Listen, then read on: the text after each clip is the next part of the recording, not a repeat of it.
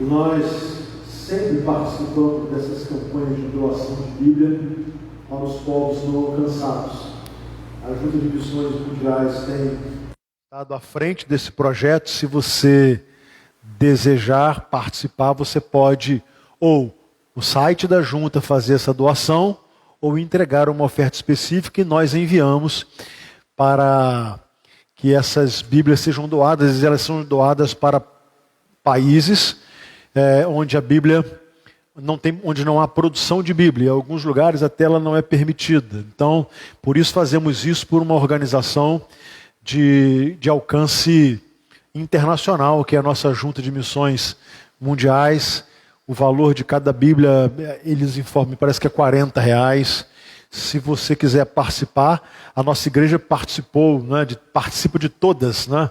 Já enviamos Bíblia para a China, Bíblia para povos muçulmanos. Então nós sempre estamos engajados nesses projetos, porque nós cremos absolutamente ser a Bíblia a palavra de Deus. Então fica aqui o nosso desafio a você que queira participar conosco desse extraordinário presente de Natal. Você não sabe quem vai ser presenteado, mas uma coisa é certa: você vai estar dando um presente capaz de salvar uma vida.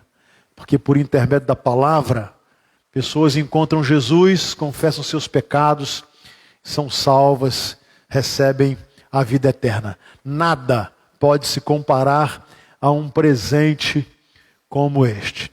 Quero dar uma orientação, meus irmãos. Nós sempre, falei domingo passado, nós acompanhamos efetivamente as orientações quanto ao Covid em nossa cidade. Esta semana eu fiz questão de conversar com o Dr. Marco Antônio, né, e eu perguntei a ele se ele achava que nós devêssemos suspender cultos. Ele me disse: não há necessidade. Por quê? Não é porque os casos não estão altos, não. É porque ele disse que eu sei do cuidado que vocês têm aí na igreja. E nos parabenizou, inclusive, por nós estarmos literalmente cumprindo o protocolo. Ele me disse mais: não há um caso de surto em igrejas que estejam obedecendo o protocolo proposto. Então, por isso que nós temos mantido os nossos cultos. Os irmãos estão aqui, sabem, estamos mantendo o distanciamento, o número reduzido, álcool gel em abundância, aferindo temperatura, todo mundo de máscara. Então, por isso, né, mais perigoso, né, são aglomerações onde as pessoas não mantêm, né, o que nós estamos fazendo, viagens, por exemplo, né?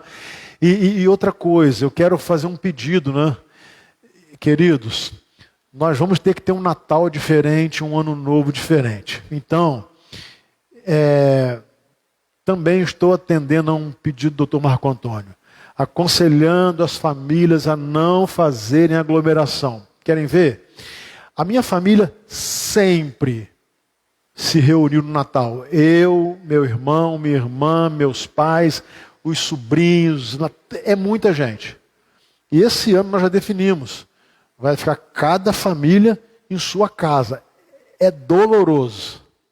Mas nós já decidimos que um pouco antes, né, da meia-noite, a gente vai fazer um encontro virtual, vai fazer um culto virtual, agradecer a Deus, porque nós fazemos na nossa casa sempre isso, mas nós não vamos nos encontrar, nós não vamos.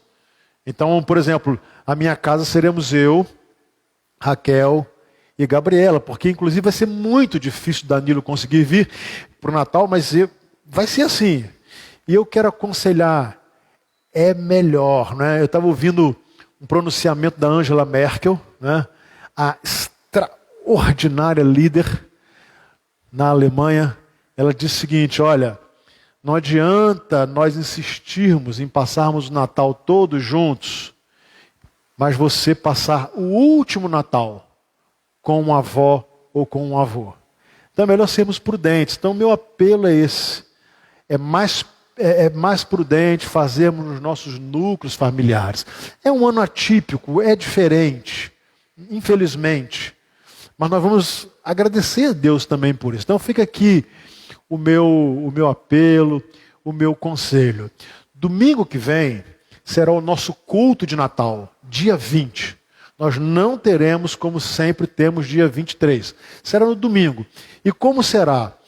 Nós teremos aqui o louvor, a palavra, e teremos um musical. Um musical que vai ser virtual. Muito bonito. Produzido de maneira muito, muito profissional, né, e espiritual pelo Eduardo e Silvana. Então, nós vamos estar juntos aqui, vamos ter a banda tocando, vamos orar e ler, meditar na palavra, e teremos um musical aqui. E as pessoas que estiverem em casa vão acompanhar tudo que estará acontecendo aqui em nossa igreja. Agora, é óbvio que se você quer participar presencialmente, você tem que começar a fazer sua inscrição amanhã, porque certamente nós não teremos vagas.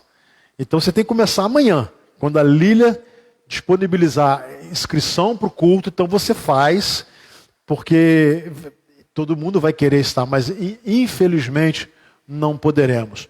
Outra decisão que eu tomei: nós não teremos o nosso culto dia 31 de dezembro aqui na igreja. E por quê? Eu falo isso com muita tristeza, né? Nunca deixamos de ter. Mas esse ano nós vamos ter o culto. E esse culto também vai ser virtual. Eu vou passar uma orientação para que todas as famílias, nesse tempo, possam em casa, com a sua família, né? Ou colocar na televisão, ou no smartphone, no computador, para termos um tempo de adoração, de oração. E a minha ideia é termos a celebração da ceia de forma virtual. E vamos passar a orientação. Mas por que não vamos fazer dia 31 aqui, como vamos fazer dia 20? Por um motivo muito simples. Dia 31, as famílias querem estar juntas. E aí, como é que eu vou pedir para você vir para a igreja, se você tem o seu avô, a sua avó, o seu pai idoso, uma criança e vai ficar em casa?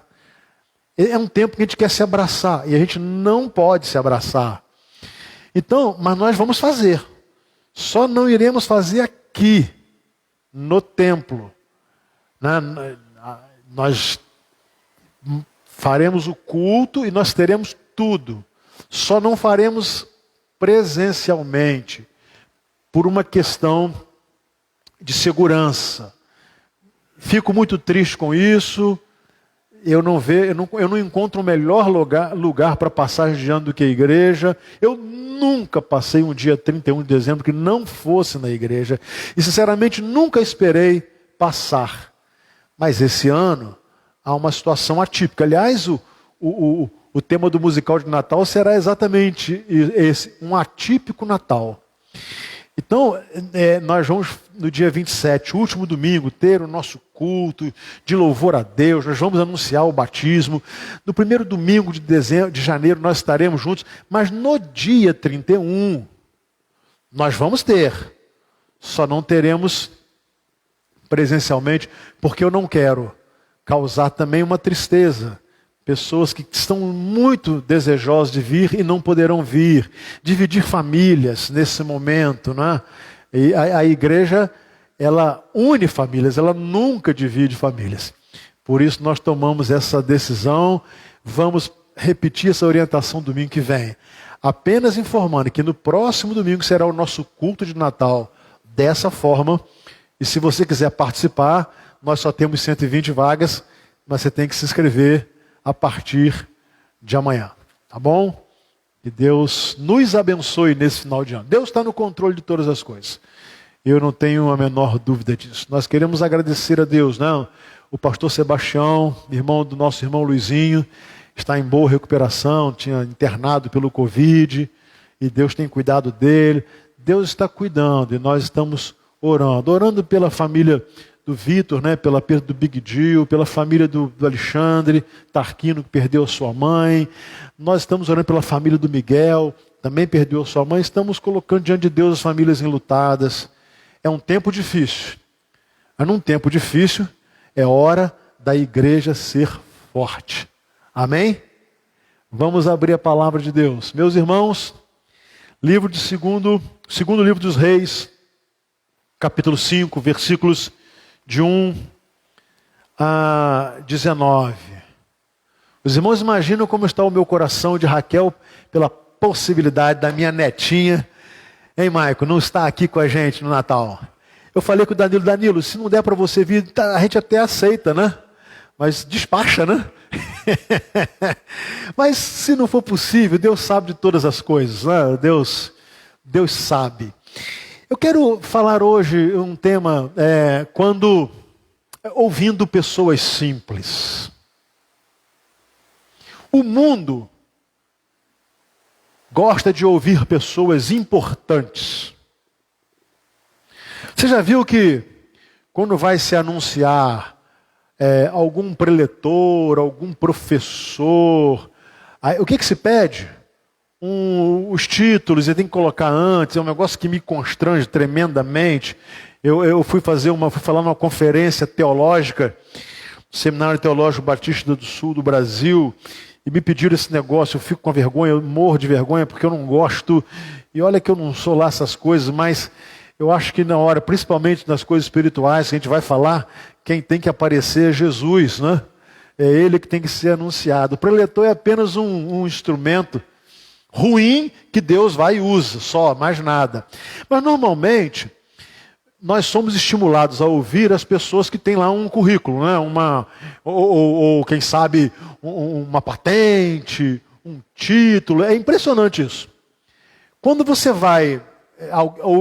é chamado a ouvir alguém, e não há muita coisa que exalte a pessoa, você se desinteressa, você e eu, né? Nós achamos que dali não virá coisa muito profunda. E eu quero, na história bíblica de hoje, dizer o quão importante é ouvir pessoas simples. Porque ao ouvir pessoas simples, a nossa vida pode mudar e passar por uma linda transformação. Então vamos ao segundo livro dos Reis, capítulo 5, versículos de 1 a 19. Naamã, comandante do exército do rei da Síria, era muito respeitado e honrado pelo seu senhor, pois por meio dele o Senhor dera vitória à Síria. Mas esse grande guerreiro ficou leproso. Ora, tropas da Síria haviam atacado Israel e levado cativo uma menina que passou a servir à mulher de Naamã. Um dia ela disse à sua senhora: se o meu senhor procurasse o profeta que está em Samaria, ele o curaria da lepra.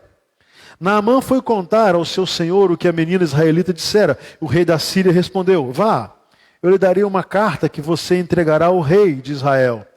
Então Naamã partiu, levando consigo 350 quilos de prata, 72 quilos de ouro e 10 mudas de roupas finas.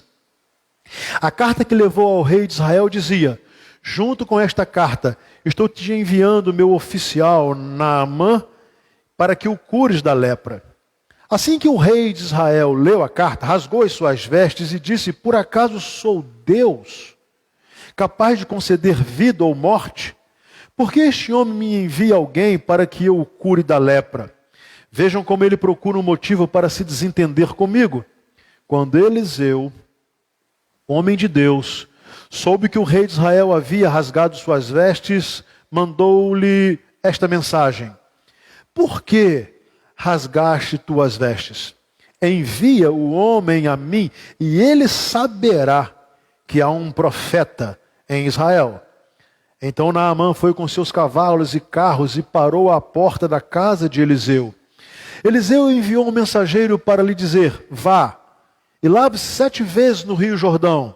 Sua pele será restaurada e você ficará purificado. Mas Naamã ficou indignado e saiu dizendo: eu estava certo de que ele sairia para receber-me, invocaria em pé o nome do Senhor, o seu Deus, moveria a mão sobre o lugar afetado e me curaria da lepra. Não são os rios Abana e Farfar em Damasco melhores do que todas as águas de Israel? Será que não poderia lavar-me neles e ser purificado? E foi embora dali furioso.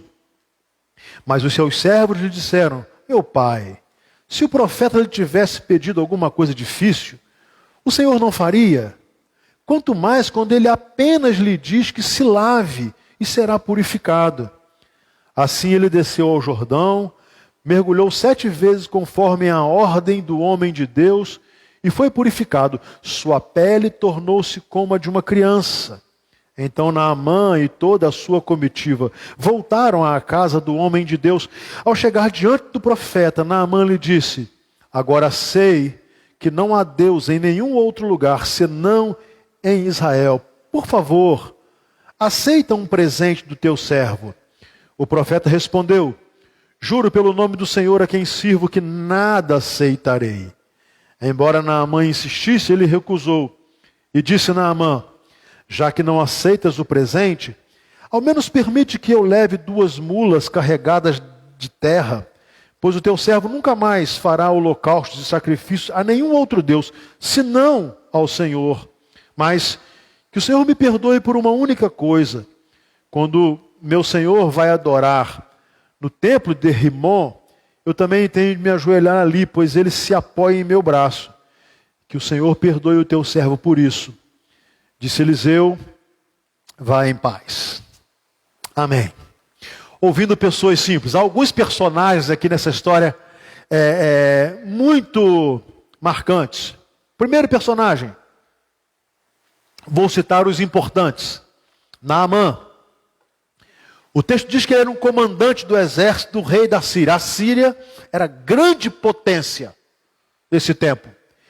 E que conquistava muitos povos. E quem comandava essas conquistas era o grande general Naamã. Ele era o homem mais importante de todo o exército, de todo o aparato militar da Síria, somente abaixo do rei. Então Naamã é a primeira pessoa importante. A segunda pessoa importante que o texto menciona é o rei da Síria. O rei. E na verdade, o imperador, porque ele comandava um império. Esse é o segundo homem importante. O terceiro homem importante que o texto diz é o rei de Israel, que estava em condição absolutamente inferior ao rei da Síria, mas ele era rei de uma nação. E esse homem também era importante. Seria natural todos pararem para ouvir Naamã, o grande comandante, o rei da Síria e o rei de Israel. Porque nós gostamos de ouvir pessoas importantes, de dar ouvidos a pessoas importantes. Mas aqui, nessa história, há pessoas muito simples. A primeira pessoa simples mencionada aqui era uma menina. Uma menina. Uma criança ou uma adolescente, uma menina. Uma menina, e o texto não diz a idade dela, mas ela era uma criança. Mas o mais importante para provar a sua simplicidade não era ser uma menina, porque ela poderia ser uma menina da família real. Então ela seria uma menina muito importante. Mas o texto diz que ela era uma menina que foi levada cativa, levada como escrava para a Síria. Então foi uma menina sem importância nenhuma. E passou a servir na casa a mulher do general, do comandante Naamã. Então, era uma menina serviçal. Não tinha importância nenhuma. Social, econômica, nenhuma. Segunda menção de uma pessoa sem importância sob o ponto de vista de poder, era o profeta Eliseu. Eliseu era um profeta, muito importante para Deus, muito usado por Deus, mas a sociedade não o ouvia. Como todos os profetas, era rejeitado por muitos, desacreditado. E estava lá Eliseu, na sua casa. E um outro grupo de pessoas muito simples eram os servos de Naamã. Os servos que foram com Naamã para Israel. Naamã foi na sua carruagem com seus animais, levando ouro, levando prata, levando... Quem estava carregando isso tudo? Quem estava fazendo o trabalho pesado dessa travessia da Síria, de Damasco, a capital da Síria, de Damasco para Israel? Os servos. E Naamã deve ter feito uma viagem, para a época, muito confortável. Tinha tudo à mão. Então nós estamos numa história em que há pessoas muito importantes e pessoas muito simples. A quem iremos dar ouvidos? Essa história vai nos ensinar. Porque ela começa dizendo o seguinte, que Naamã era o comandante do exército da Síria. Na época o exército mais poderoso do mundo. Era muito respeitado, era honrado pelo seu senhor, pelo rei. Era um general vencedor. O texto diz que ele venceu muitas batalhas. Mas esse grande guerreiro ficou leproso, ficou doente. Apesar de ser um comandante do exército mais famoso, respeitado, honrado, ele foi acometido de lepra. Uma doença que para a época era repugnante. Você sabe que o Covid-19 está pegando todo mundo, né? Ricos e pobres. Pessoas com muitos títulos acadêmicos e analfabetos. Está aí. Esse mal que assusta todos nós. Naamã pegou o Covid-19 da época, né? Ele era general, ele era comandante, ele era respeitado, ele era honrado, ele era vitorioso, mas o texto diz que ele ficou doente. Bom, na sua casa, os médicos não deram jeito. Não tinha cura para a lepra. Estava leproso, o leproso seria até morrer. Ele perderia a sua patente general, ele iria para a reserva mesmo. Ele seria isolado da sociedade. Mas havia uma menina muito simples, uma criança, que fazia o trabalho, talvez de limpeza, cuidando da roupa da esposa de Naamã. Não sabendo, ela era serviçal. O texto diz, ela veio cativa, ela veio como escrava. Ela era estrangeira, ela veio sem direito algum. Ela não tinha vez e voz. Mas o texto diz que percebendo a aflição que acometera a casa de Naamã, uma casa naturalmente muito rica, muito confortável, ela chama a esposa de Naamã e diz, olha, senhora, se o meu senhor procurasse o profeta que está em Samaria, ele o curaria da lepra.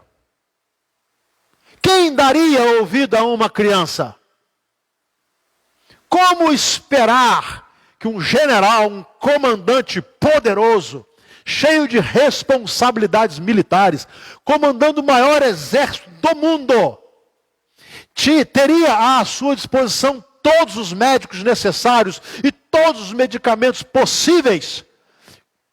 O que levaria esse homem a dar ouvido a uma criança, a uma serviçal?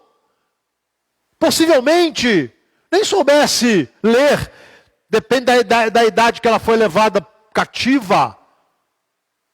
Mas a palavra do Senhor diz que ele deu ouvido. O grande comandante deu ouvido àquela menina. Não sei se por decisão dele, ou se porque sua esposa disse, olha, vamos tentar.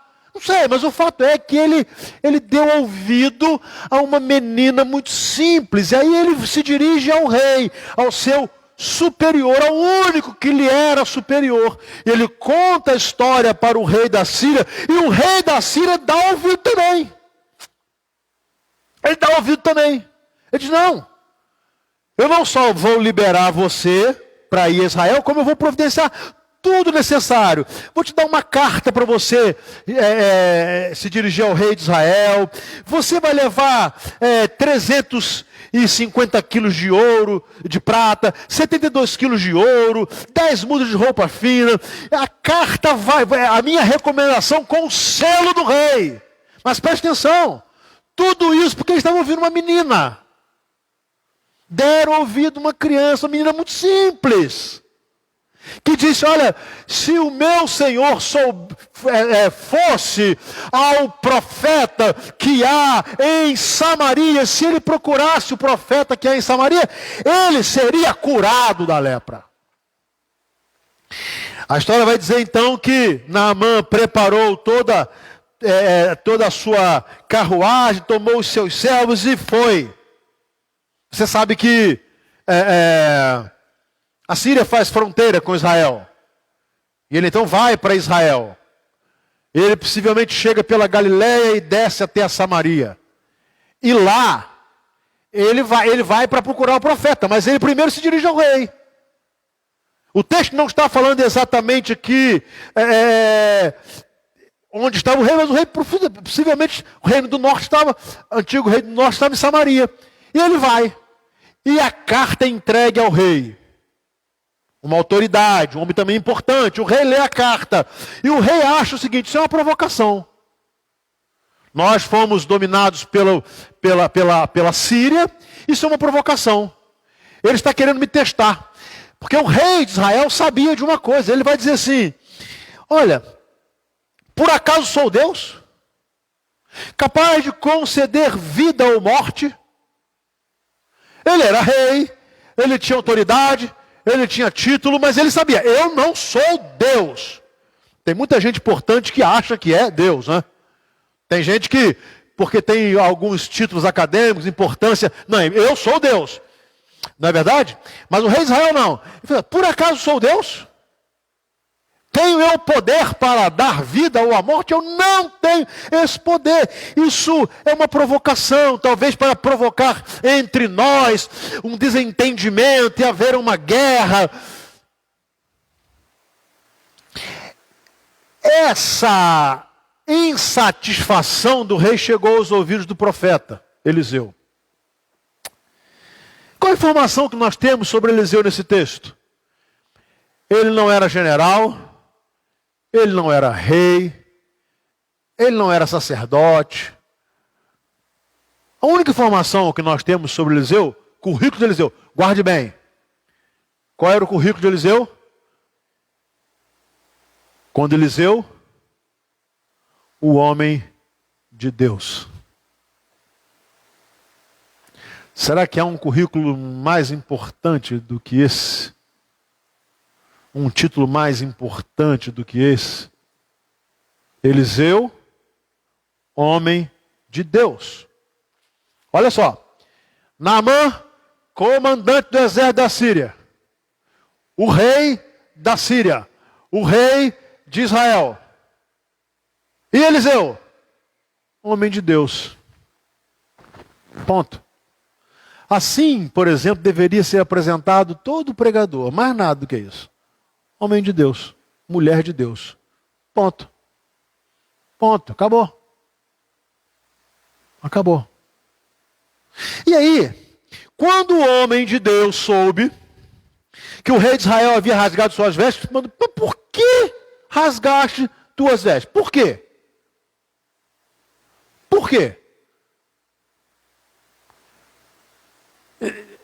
O texto não diz que houve esse diálogo, mas supondo que houve, o rei de Israel deve ter dado a resposta assim: porque eu não sou Deus. Eu não sou capaz de conceder vida ou morte. E por isso que eu rasguei minhas vestes, porque isso só pode ser uma provocação do rei da Síria, que hoje tem um poder muito mais alto, muito mais elevado do que o meu.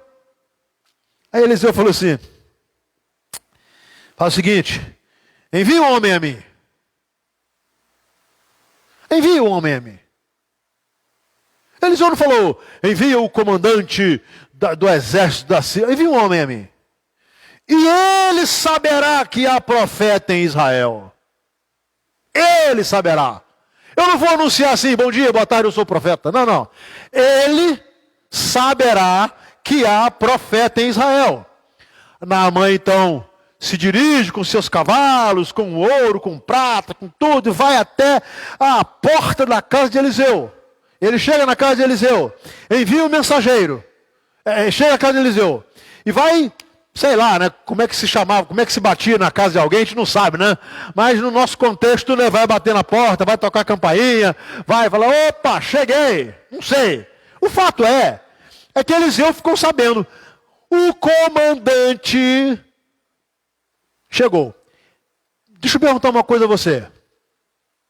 E perguntando a você, pergunto a mim. Se um homem dessa patente chegasse à porta da sua casa, o que você faria?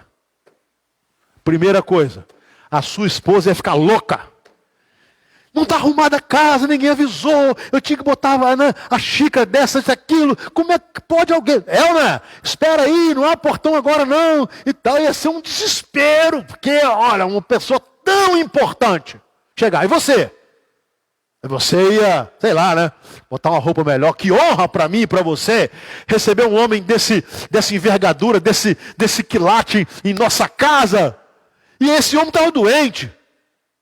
Ou seja, ele estava vindo aqui porque eu posso fazer alguma coisa por ele. Qual foi a reação de Eliseu? O texto diz assim, Eliseu enviou um mensageiro.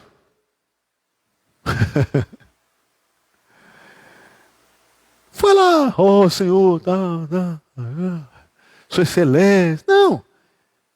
Ele era profeta, ele enviou um mensageiro e disse assim, ó, diga ao comandante, olha que coisa impressionante, gente. Olha só, diga a ele que vai lavar-se 7 vezes no Rio Jordão, a sua pele será restaurada e ele ficará purificado. Ponto. O que a história diz? Que o comandante Naamã ficou furioso. O texto diz que ele ficou indignado. Eu saio lá de Damasco. Desço da minha posição de comandante do exército do rei da Síria. Me dirijo ao rei de Israel. Eu só estou descendo. E o rei de Israel me envia na casa de um qualquer. E ele não vem nem me receber. Ele só vai dizer assim, vai lavar 7 vezes no Rio Jordão. O texto diz que ele ficou indignado. Ele fala assim, eu estava certo. Olha só, que ele sairia para receber-me e invocaria em pé o nome do Senhor, o seu Deus, moveria a mão sobre o lugar afetado e me curaria a lepra.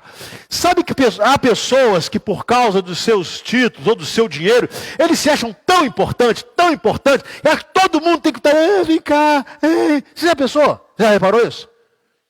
Você sabe que tem igreja que faz isso também.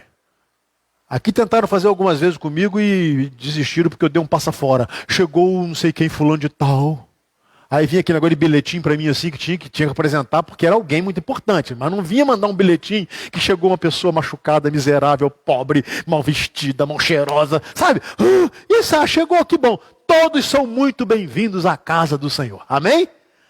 Todos são muito bem-vindos à casa do Senhor. E não importa os seus títulos, a sua classe social, econômica, não importa. Todos são muito bem-vindos à casa do Senhor. O que levou Naamã a ficar indignado, porque Naamã, ele estava acostumado a ser paparicado mesmo, honrado, onde ele chegava, porque o texto diz assim, Naamã era muito respeitado e honrado. Ele era uma autoridade. Ele achou que ele chegaria na casa do profeta e ele tinha que ter um tratamento especial. Mais importante do que qualquer outra pessoa. Por isso ele fica indignado. Eu estava certo que ele sairia para receber-me. E em pé invocaria o nome do Senhor. E imporia as suas mãos sobre mim. E eu ficaria curado. Aí ele vai dizer o seguinte. Mergulhar 7 vezes no Rio Jordão? Tenha paciência. Não são os rios Abana e Farfar melhores, e as suas águas não são melhores do que todas as águas de Israel. São rios de Damasco. Não são os rios Abana e Farfar mais puros. Suas águas são mais cristalinas, são melhores do que todas as águas de Israel. Se fosse para mergulhar na água, eu mergulhava lá. Eu sou um homem ocupado, eu tenho muitos afazeres, eu tenho muitas responsabilidades, eu não posso perder tempo com pessoas simples. Então, por que ele indignado? Mas Eliseu só falou o seguinte: vá lavar-se no Rio Jordão, mergulhe nele 7 vezes e você ficará limpo da lepra. Aí o texto vai dizer o seguinte, que ele vai, pega as suas coisas e volta. Vou embora. E deve ter começado a sua viagem furioso, dizer assim, ó, agora eu sou comandante, vou chegar lá, nós vamos invadir esse negócio aqui. Eles vão ver o que é brincar com o comandante do exército da Síria. Porém, quando ele foi embora, e o texto diz que ele foi embora furioso, os servos, homens simples, disseram assim: meu pai, meu senhor, se o profeta lhe tivesse pedido alguma coisa muito difícil, eu não faria? Você vê se não é assim que a gente lida com as coisas espirituais? Tem gente que procura espiritualidade nas coisas mais difíceis. Se não for difícil, não é espiritual. Se não for uma solução sacrificial, andar quilômetros, subir escada, fazer isso, fazer aquilo, pagar. Se não for um negócio extraordinário, não é espiritual. Mas quando alguém fala para você assim, o que você precisa fazer é entregar a sua vida a Jesus, recebê-lo como seu Senhor e Salvador, seus pecados serão perdoados, você será transformado, você será salvo. Talvez como na mão você fala assim, mas é só isso? É só isso mesmo? Tem gente que não aceita a salvação pela graça. Tem crente que tem a sua fé prejudicada, porque ele fala assim, mas não é possível, eu não faço nada, eu não fiz nada. Mas é só... Bom, o que a Bíblia diz é isso. Porque o que tinha que ser feito foi feito. O sacrifício foi feito. O preço foi pago. E foi Jesus quem pagou o preço. É isso mesmo. Se confessares com a tua boca no Senhor Jesus e creres em teu coração que Deus o ressuscitou dos mortos, serás salvo. Diz Jesus, quem ouve as minhas palavras e crê naquele que me enviou, tem a vida eterna. Não entra em condenação, mas passou da morte para a vida. É isso, e ponto.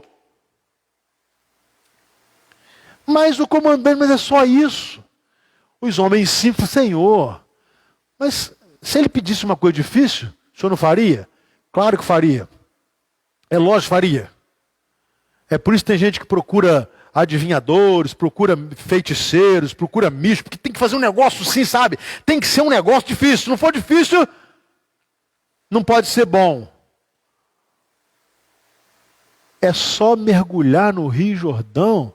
Aí ele falou assim, Senhor, faz o seguinte, se ele pedisse coisa difícil, eu faria. Mas já que ele pediu uma coisa tão simples, tão fácil, faça. A situação de Naamã era desesperadora, gente. Ele estava com lepra.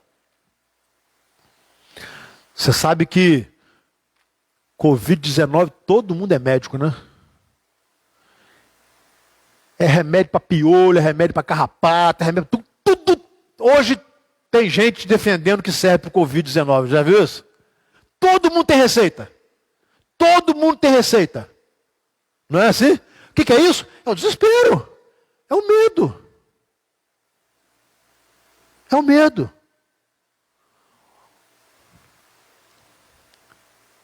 O meu querido irmão Diago Joaquim Peixoto, se falar para ele que veneno de cobre e óleo diesel junto é bom para a Covid, ele toma. Eu sei quem está me ouvindo e me vendo. Ele toma. Assim, isso aí resolve? Ele toma. Ele toma. E tem os médicos que ficam... Não, todo mundo tem... Sabe por quê? Porque o negócio é realmente assustador, né? Então Eliseu, os homens sim falaram assim, o rei, é mergulhar. O máximo que pode acontecer é não curar nada. Aí você vai embora. O texto diz que ele foi, desceu às águas do Rio Jordão, mergulhou.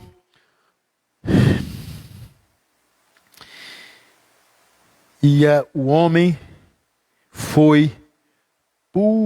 Ele desceu ao Jordão, mergulhou 7 vezes, conforme a ordem do homem de Deus, e foi purificado. A sua pele não voltou a ser o que era, não, gente. Ficou melhor. Ficou como a pele de criança. Tem coisa mais linda que pele de bebê? Tem? Não tem. Ai, podem falar nisso, que eu fico pensando na minha neta aqui, não pode beijar. Não podem falar nisso, mas tem coisa mais maravilhosa que pele de bebê. Né? Beijar, cheirar a pele de um bebê. Então, o texto diz que Naamã, ele não só foi curado, ele ficou melhor ainda. Sabe por quê? Deixa eu falar uma coisa pra você. Quando Deus age, Ele sempre faz melhor. Ele nos faz melhor do que nós éramos. Deus sempre faz melhor. Deus, quando toca na minha vida e quando Ele toca na sua vida, Ele faz tudo novo. Novas todas as coisas. Por isso que quem está em Cristo, nova criatura é. As coisas velhas passam e tudo se faz novo. É por isso que Jesus falou, quem não nascer de novo não pode ver o reino dos céus, o reino de Deus. É por isso, porque quando Deus toca, Ele faz tudo novo, Ele cura, Ele liberta, Ele dá uma nova capa, uma nova pele, uma nova vida. Deus nos cura da lepra, do pecado e faz com que nós sejamos novamente como meninos e meninas. Que coisa extraordinária. Por isso ele foi curado. Claro, ele foi grato. E o que ele faz? Ele volta à casa de Eliseu. Olha, não vamos condená-lo não.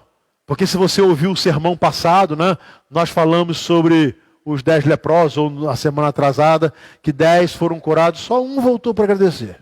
E Jesus perguntou, mas não foram 10 os curados? Onde estão os 9? Esse aqui era um, e ele voltou para agradecer. Ele voltou.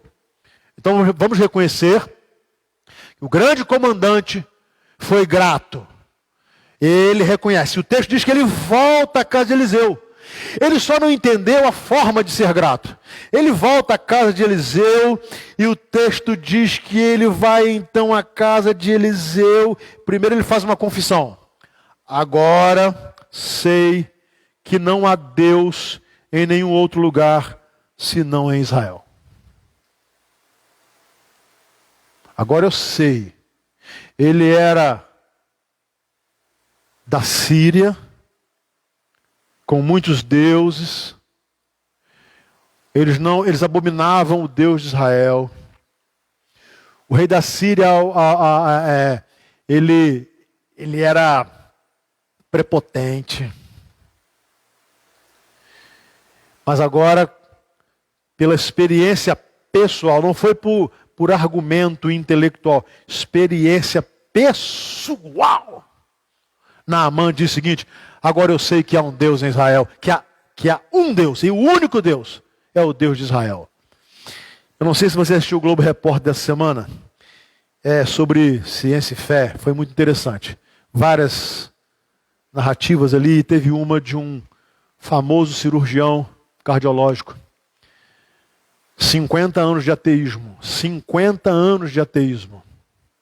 Ele pegou o Covid-19, a sua situação começou a piorar e o seu colega médico disse, olha, eu vou ter que te entubar. Quando ele recebeu essa notícia, ele falou assim, eu sou um homem muito frio, né? Minha cabeça é racional, eu fiz a projeção estatística e eu liguei para minha esposa para ela se preparar, porque eu sabia que dificilmente eu voltaria.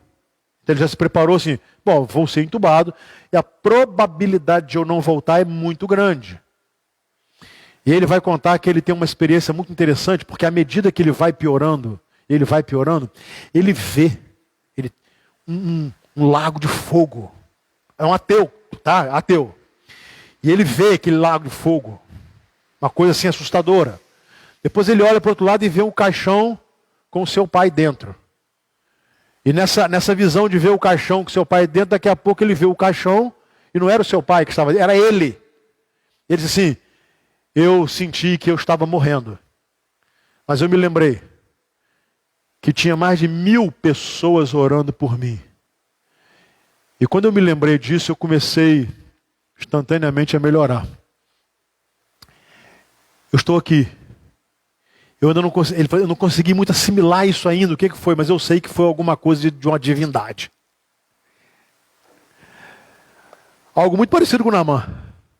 Naamã volta e diz o seguinte, eu só mergulhei no Rio Jordão, só, não fiz mais nada. Nada.